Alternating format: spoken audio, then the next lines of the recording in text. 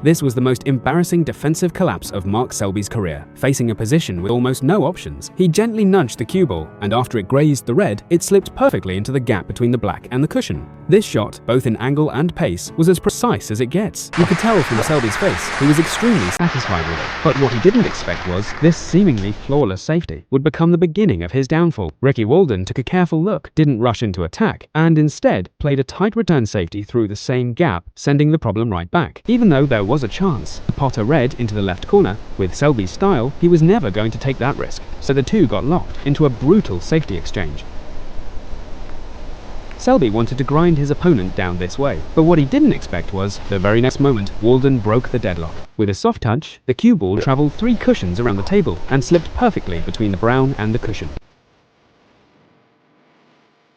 An almost unbelievable snooker was created just like that. The entire arena was stunned. Even Walden himself didn't expect to push Selby into this situation, and Selby's reaction was even more dramatic. He completely froze. At this point, the cue ball was almost frozen to the brown. There was barely any room to strike downward, but the referee did not call it a foul and a miss exemption. Selby had no choice but to go for the escape.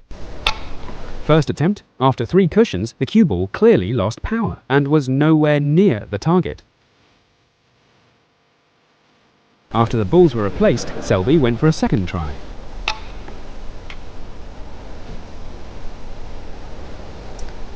This time it was closer, but still not enough. Now he was starting to lose control, even asking the referee to call it impossible. But the rules made no exception. The referee insisted he continue. On the third attempt, he was almost on the right line, but still just short. Selby returned to his seat, pale-faced, waiting for the decision. In the end, the referee ruled it an impossible snooker, and the most ironic part is, the shot that pushed Selby to the brink of collapse came from the very thing he does best: defense.